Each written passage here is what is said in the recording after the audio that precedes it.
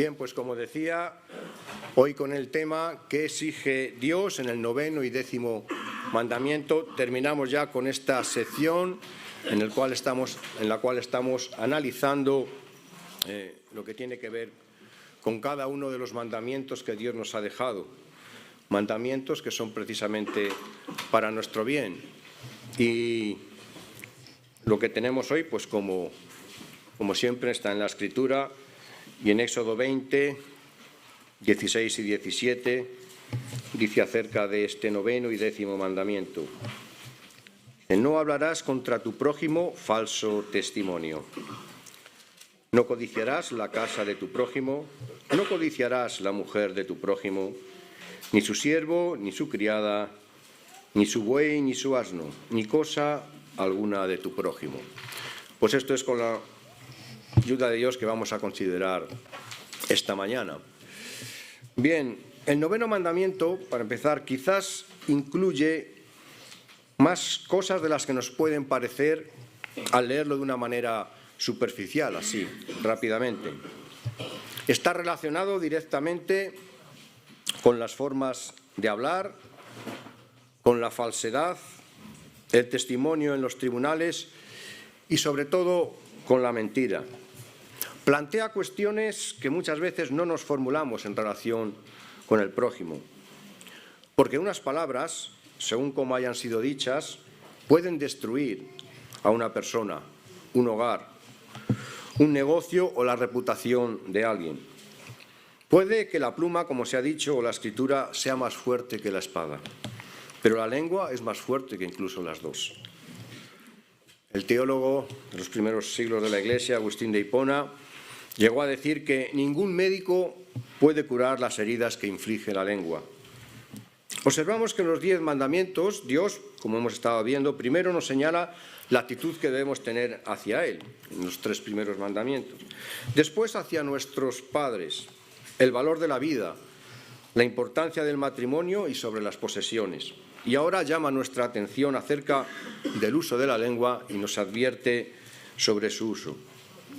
Y en cuanto al 10º mandamiento, puesto que la ley involucra, como dejó claro Jesucristo en la enseñanza del Sermón del Monte, algo más que nuestras acciones, la verdadera obediencia atañe a nuestros pensamientos, actitudes y enfoques.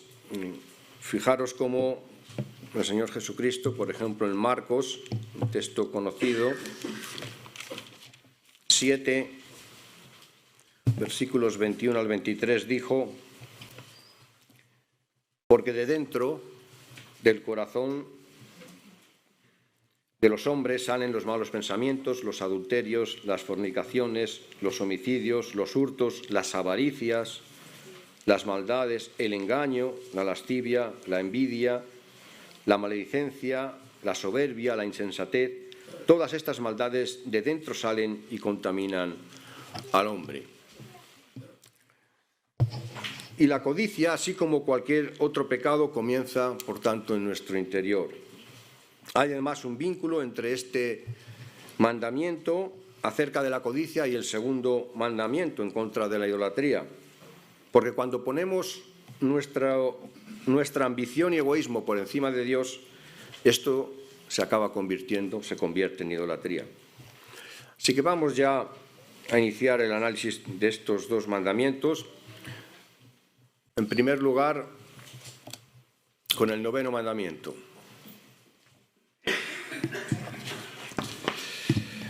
Para poder valorar este mandamiento que prohíbe la mentira, es necesario que nos demos cuenta de la trascendencia que tiene este asunto a los ojos de Dios. Ya en el libro del profeta Daniel se hace referencia a lo escrito por Dios como el libro de la verdad. Lo encontramos en Daniel 10:21.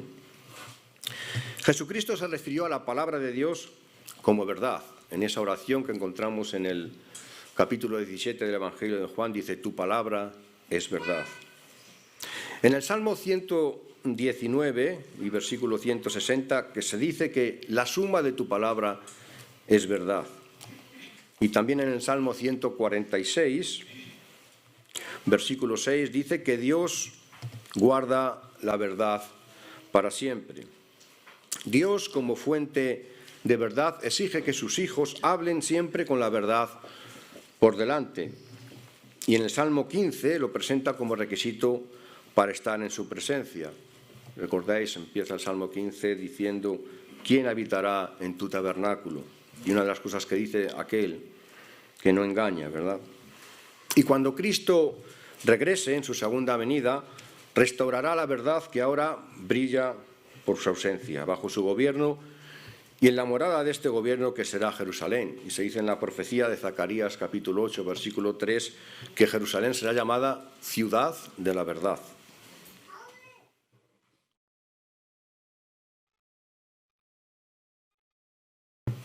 Vamos a ver la verdad en nuestra relación con Cristo. Porque nuestra relación personal con Dios, como sabéis, empieza cuando aceptamos la palabra de Dios por lo que es, la verdad. Y nos sometemos, por tanto, a lo que ella expone. Fijaros que en Efesios 1:13 dice que en Él, refiriéndose a Cristo, también vosotros, habiendo oído la palabra de verdad, el evangelio de vuestra salvación, y habiendo creído en Él, fuisteis sellados con el Espíritu Santo de la promesa, habiendo oído la palabra de verdad. El carácter de Jesucristo es un reflejo perfecto de nuestro Padre Celestial, como sabéis, el Dios de la verdad. Y a los que somos sus discípulos, se nos dice también, se nos aconseja, como también dice Efesios 4:15, que sigamos la verdad en amor. Dice, sino que siguiendo la verdad en amor, crezcamos en todo en aquel que es la cabeza, esto es, Cristo. Por ser discípulos de Cristo, debemos estar dispuestos a seguir y hablar continuamente en la verdad, demostrando así también nuestro amor hacia los demás. Hoy en día es casi imposible estar seguro de quién está diciendo la verdad, si es que alguien la dice. Parece que a la mayoría de la gente no le importa correr el riesgo de ser sorprendida en la mentira, con tal de obtener los supuestos beneficios de la misma. Todos sabemos cómo algunas empresas, al anunciar sus productos, demuestran una asombrosa creatividad para disfrazar el engaño. Casi en todas partes podemos encontrar individuos, negocios u otras organizaciones envueltas en el juego siniestro de ver hasta dónde pueden llegar con sus engaños sin ser demandados judicialmente o ahuyentar a posibles compradores. La mentira ha sido aceptada como un modo de vida. La descripción que el profeta Isaías hizo del antiguo Israel también representa acertadamente nuestro mundo. Allí en el libro de Isaías, y por ejemplo en el capítulo 59 y el versículo 4, dice: no hay quien clame por la justicia, ni quien juzgue por la verdad. Confían en vanidad y hablan vanidades. Conciben maldades y dan a luz iniquidad. Una de las cosas que está diciendo es que no hay quien juzgue por la verdad. Y en Jeremías también, en Jeremías, por ejemplo, si vamos al capítulo 7 y en el versículo 28, se manifiesta también cómo Dios veía el constante mentir de los israelitas. Y dice así, hablando al profeta Jeremías: les dirás, por tanto, esta es la nación que no escuchó la voz de Yahvé su Dios, ni admitió corrección. Pereció la verdad y de la boca de ellos fue cortada. Pereció la verdad, tristemente. Ahora como entonces, la gente continuamente se vale del engaño en sus relaciones, ya sean personales, sociales, políticas, religiosas o comerciales. La falta de honradez es tan aceptada por doquier que ya ni la censura pública les preocupa a los mentirosos. Y está claro que la decisión de hablar siempre la verdad tiene que salir de dentro de la persona. Ahora, ¿cuán importante es para nosotros ser veraces? Porque nunca faltan oportunidades para mentir, pues puede parecer una forma muy fácil de salir de alguna situación vergonzosa o de miedo o de culpabilidad. Sin embargo, en la palabra de Dios Se nos dice, por ejemplo, en Proverbios 12, 22, que los labios mentirosos son abominación a Dios, pero los que hacen verdad son su contentamiento. Nosotros nos enfrentamos a una decisión básica. ¿Seguiremos el ejemplo de veracidad y honradez de Dios en nuestros hechos y palabras o seguiremos el ejemplo del iniciador de la mentira? Jesús nos dice que Satanás es mentiroso y padre de la mentira, en Juan 8:44. Y la malvada influencia de Satanás es tan penetrante que engaña al mundo entero, como se nos dice en Apocalipsis 12:9. Cuidado entonces con llegar a seguir su ejemplo en nuestro trato con los demás, facilitando sus propósitos de que la mentira prevalezca, sobre todo cuando mentir es una costumbre tan común en la sociedad que nos rodea. Al haber tanta proliferación de la mentira, nuestra sociedad necesita poner una serie de controles para verificar lo que decimos y ahí hace su aparición la burocracia. Todo tiene que estar justificado por un documento, ya sean facturas, recibos, permisos, contratos, declaraciones, etc. Y a veces, para un cristiano, lo que más le cuesta abandonar de la vieja naturaleza es la mentira. Y aunque tiene la dicha de conocer la verdad, no siempre camina en la verdad, pues es posible hablar de la verdad y andar en la mentira. Esto es lo que pasaba y lo que denunciaba en los tiempos de Jesucristo, cuando estaba sobre la tierra como hombre, con los fariseos. Decía que en la cátedra de Moisés han sentado los escribas y fariseos, así que todo lo que os digan que hagáis, hacedlo, pero no hagáis lo que ellos hacen, porque ellos dicen y no hacen. O sea, que decían la verdad, pero luego no andaban conforme a la verdad. Es algo, bueno, que se puede dar tristemente. La falta de coherencia y la hipocresía, pues es algo que también tenemos que soportar en nuestro mundo. Pero precisamente una de las características que manifiesta la nueva vida en Cristo es que la persona regenerada no tiene intenciones de mentir, tal como se dice en Colosenses 3, los versículos 8 y 9, cuando dice que despojaos de la mentira y que se aleje de vosotros. Y este noveno mandamiento precisamente advierte primeramente del falso testimonio, aunque me he centrado primeramente en el aspecto así de la mentira que conlleva, pero también tiene mucho que decir de una manera concreta, claro está, del falso testimonio, porque precisamente así empieza. No dirás falso testimonio.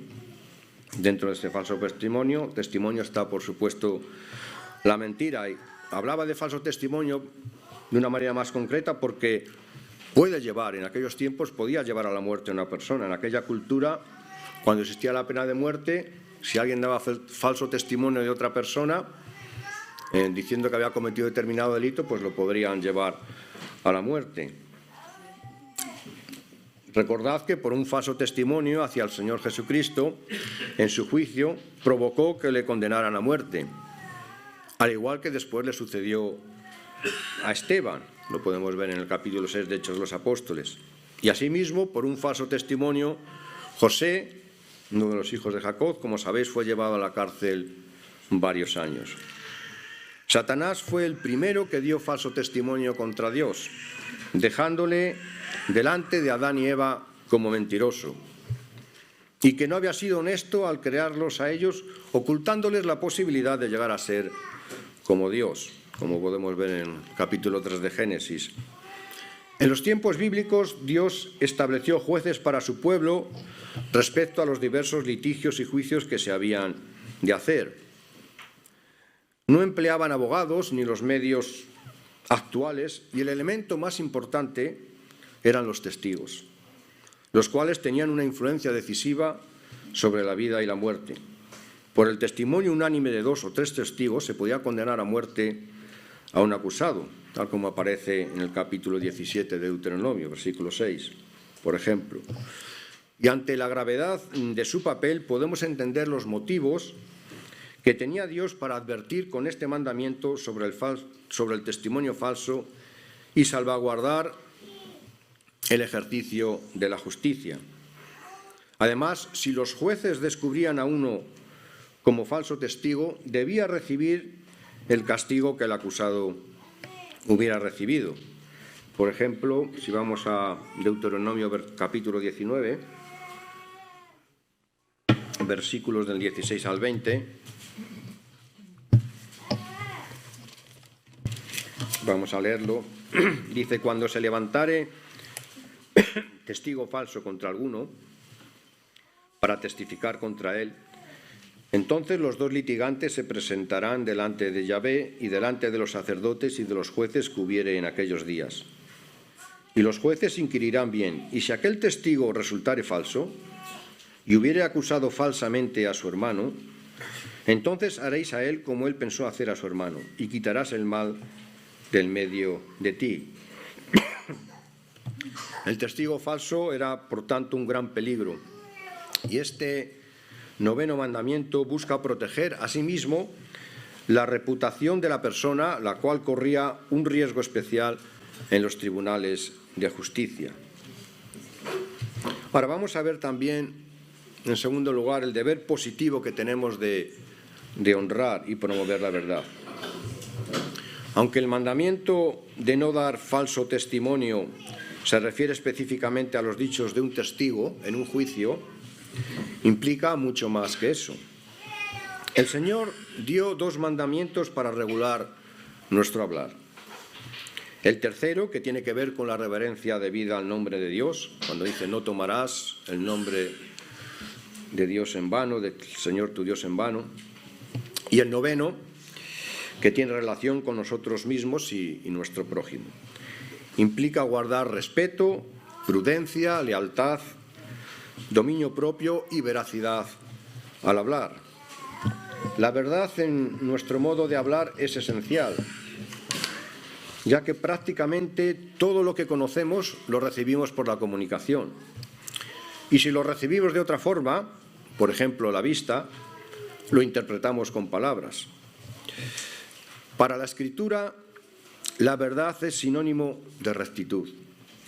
Cuando se habla, como ya me referí hace poco, del que habitará en el Monte Santo, dice que habla verdad en su corazón, en el Salmo 15, versículo 2.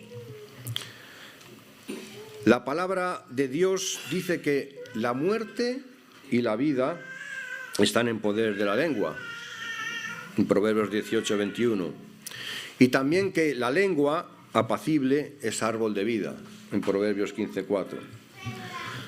Por tanto, cuando honramos a Dios con nuestra lengua, nuestras palabras pueden dar vida. Pero cuando usamos nuestra lengua de manera perversa, causamos mal a otros y podemos llegar a causar la muerte psíquica de nuestro prójimo con intrigas, calumnias y mentiras. En ese caso, la lengua es un arma homicida. Y aunque digo muerte psíquica por el daño que se hace, a veces puede llegar incluso a la muerte también física, porque hay personas que no pueden soportar que se les calumnie de tal manera que queda su nombre, por así decirlo, por los suelos, y no pueden soportarlo y llegan incluso al suicidio. Se han dado casos también así. Hay una relación directa también entre ser llenos del Espíritu y hablar como debemos. Teniendo en cuenta que en Colosenses 3:16 se dice que la palabra de Cristo more en abundancia en nosotros, y si esto es así, que la palabra de Cristo y el Espíritu Santo nos llenan, el resultado, entre otros, será que de nuestra boca saldrán palabras de gracia que pueden edificar a quienes nos oyen. Por último, vamos a ver que las mentiras destruyen. En primer lugar, las mentiras destruyen el carácter de uno mismo.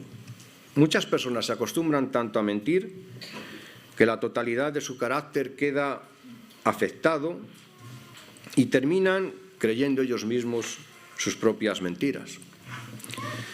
En segundo lugar, las mentiras destruyen las relaciones entre los seres humanos.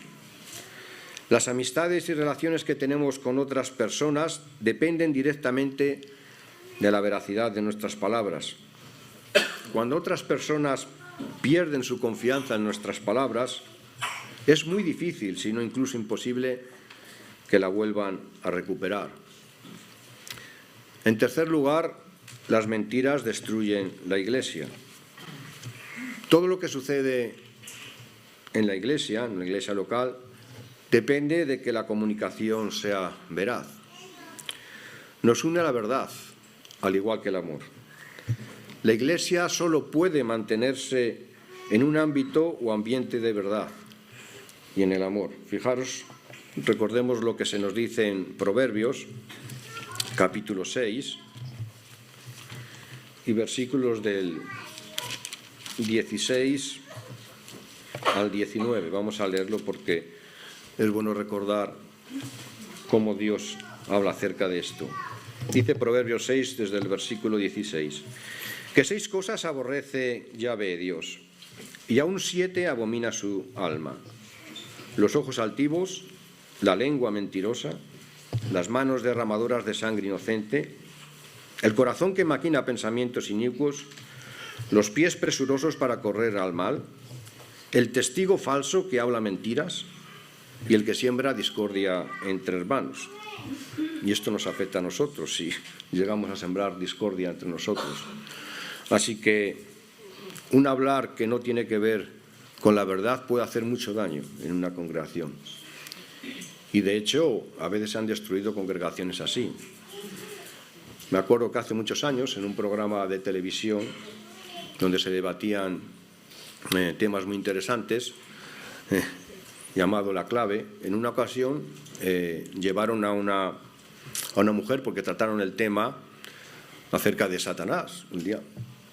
Una mujer que daba testimonio de que había sido en otro tiempo, que luego llegó a convertirse en cristiana y quería dar testimonio de lo que pasó, que su misión, la misión que tenía, decía, era destruir iglesias. Y un pastor cristiano que habló con ella, no sé si también salió esto en el programa porque no lo llegué a ver del todo, le preguntó que cómo llegó a destruir iglesias. Dice, me fue muy fácil. Simplemente tenía que ir diciendo que tal hermano había dicho esa cosa de ti y este de aquí. Se empezaron a distanciar unos de otros y así me fue muy fácil destruir muchas iglesias. Hasta que llegó a una donde había un verdadero amor y decía, a ver, este me ha dicho que has dicho tú de eso de mí. ¿Es verdad? No. Y así la pudieron llegar a descubrir. Pero fijaos con qué facilidad, calumniando, diciendo tal comentario, este hermano ha dicho esto, esta hermana ha dicho esto de ti, fíjate lo que... Y así se empezaban a distanciar unos de otros, a tener rencor y acababa muchas veces por ser destruida una congregación. Pensemos también en el caso de Ananías y Safira, en el capítulo 5 de Hechos de los Apóstoles. Dios juzgó con severidad la mentira, mostrando su desaprobación contra los culpables. Y en cuarto lugar, las mentiras destruyen el alma. Recordar que todos los mentirosos tendrán su parte en el lago de fuego. Los mentirosos serán excluidos de la presencia de Dios, tal como se nos dice al final de Apocalipsis, en Apocalipsis 21:8 y 22:15. Bien, pues esto en cuanto al 9º mandamiento. Vamos a entrar ya en el 10º. No codiciarás. Bueno, codiciar es ambicionar algo que no es nuestro, lícita y moralmente. Digo moralmente porque se dan casos en que alguien roba, como ha ocurrido con los poderosos, con ricos, a otros sus tierras y luego las pone a su nombre y legalmente le pertenecen, pero moralmente no, claro. Entonces, en ese caso, moralmente uno puede reclamar lo que le han quitado y eso no sería lógicamente codiciar, evidentemente. Pero por lo general, el objeto de nuestro deseo es propiedad de otra persona. Pero también es codicia querer más de lo que sería nuestra parte justa. Al prohibir la codicia, uno se refiere tanto a lo que debemos, no se refiere tanto a lo que debemos hacer muchas veces, sino a cómo debemos pensar. Tiene que ver con la forma en que nos relacionamos con otras personas. La codicia, recordad que llevó a la primera pareja humana a rebelarse contra Dios, queriendo ser igual a Él. Cuando codiciamos es como rendirnos a una mentalidad tóxica y egoísta que conduce al pecado y la muerte. Fijaros lo que escribió el apóstol Pablo, tanto en Colosenses 3, 5, 6 y en Efesios 5, 5. Vamos a leerlo. Colosenses 3, primero, 5 y 6. Haced morir, pues, lo terrenal en vosotros: fornicación, impureza, pasiones desordenadas, malos deseos y avaricia, que es idolatría, cosas por las cuales la ira de Dios viene sobre los hijos de desobediencia. Y en Efesios 5:5, porque sabéis esto, que ningún fornicario o inmundo o avaro, que es idólatra, tiene herencia en el reino de Cristo y de Dios. La avaricia evidentemente está conectada, es una consecuencia de la codicia, ¿verdad? Y recordemos también algo que dijo Santiago en su carta. Tremendo, ¿no? Que cuando lo leemos parece mentira que esto tuviera que decirlo a creyentes. Pero en el capítulo 4 de Santiago dice: ¿de dónde vienen las guerras y los pleitos entre vosotros? ¿No es de vuestras pasiones, las cuales combaten en vuestros miembros? Codiciáis y no tenéis. Matáis y ardéis de envidia y no podéis alcanzar. Combatís y lucháis, pero no tenéis lo que deseáis, porque no pedís. Pedís y no recibís, porque pedís mal para gastar en vuestros deleites. Tremendo, ¿no? Y como se puede observar, la codicia puede ser la raíz de muchos pecados, entre ellos hasta el homicidio y las guerras. Vamos a leer también en 2 de Timoteo, capítulo 3, versículos del 1 al 5, porque nos sirve también para reflejar nuestro mundo actual.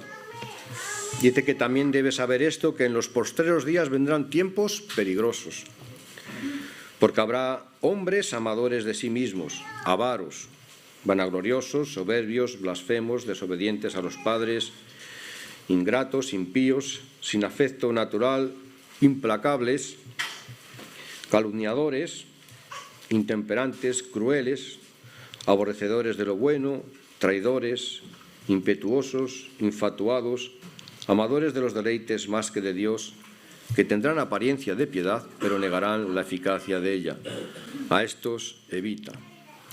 Y algunos que se los quieren dar, pues como dice aquí, como de religiosos o de espirituales incluso. Pero nuestra sociedad actual no es la única en la historia. Por supuesto, la codicia siempre ha sido una maldición universal y que se ha dado a lo largo de toda la historia de la humanidad. Fijaros lo que llegó a decir Dios de uno de los últimos reyes de Judá, de Joacim, que lo podemos encontrar en Jeremías, capítulo 22, versículos del 17 al 19. Y dice así, le dice por medio del profeta Jeremías: mas tus ojos y tu corazón no son sino para tu avaricia y para derramar sangre inocente, y para opresión y para hacer agravio.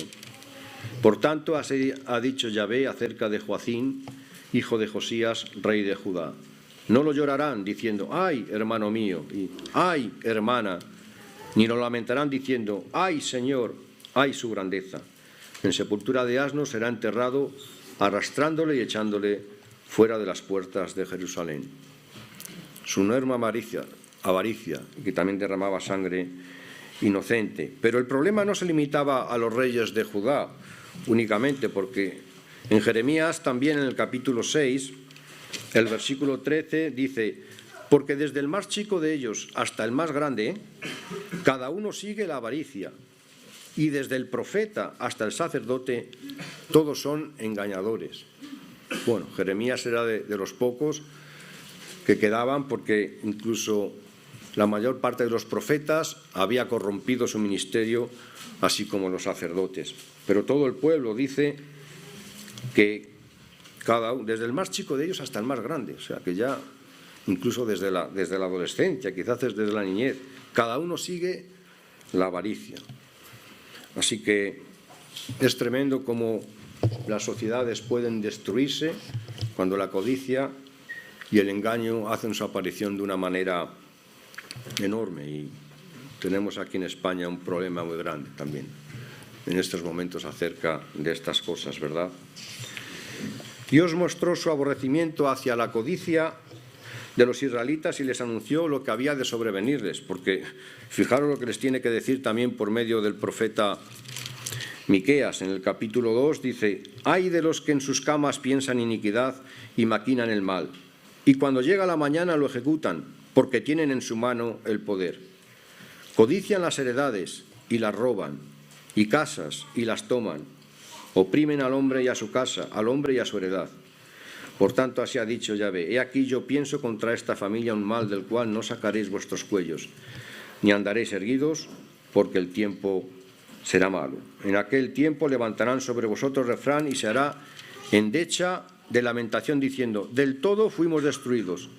Él ha cambiado la porción de mi pueblo. Cómo nos quitó nuestros campos, los dio y los repartió a otros». Tanto querías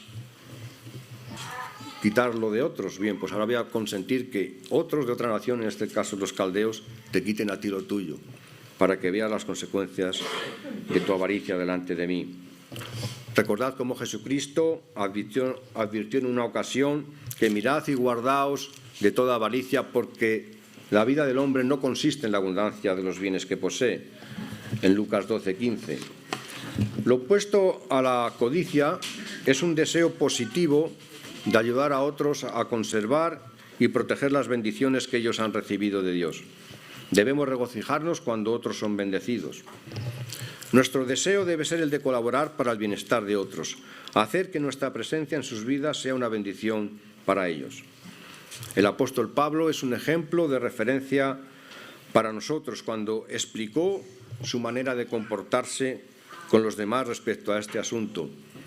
Si recordáis, cuando en el capítulo 20 de Hechos está despidiéndose de los ancianos de la iglesia de Éfeso, les dice que ni oro, ni plata, ni vestido de nadie codiciado, y que con sus manos había trabajado para sus necesidades y para poder ayudar a otros. Y os he enseñado que trabajando también podáis ayudar a otros, pues como dijo el Señor Jesucristo, más bienaventurado es dar que recibir. Con este mandamiento, pues, se nos dice que dejemos de pensar solo en nosotros mismos y nuestros propios intereses. La codicia es una perspectiva egoísta de la vida y el egoísmo lleva a quebrantar las leyes de Dios. La palabra de Dios nos presenta antídotos frente al pecado. No solo se limita a explicar y denunciar el pecado, y con respecto a la codicia nos presenta estos antídotos. Con esto vamos a terminar ya. En primer lugar, contentamiento, como se dice en Filipenses 4, del 10 al 13.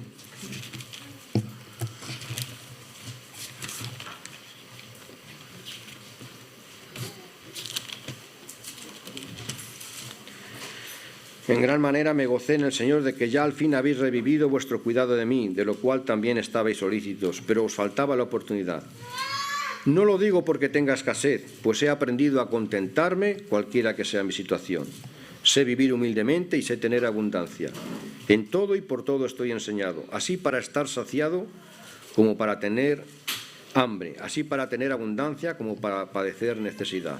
Todo lo puedo en Cristo que me fortalece.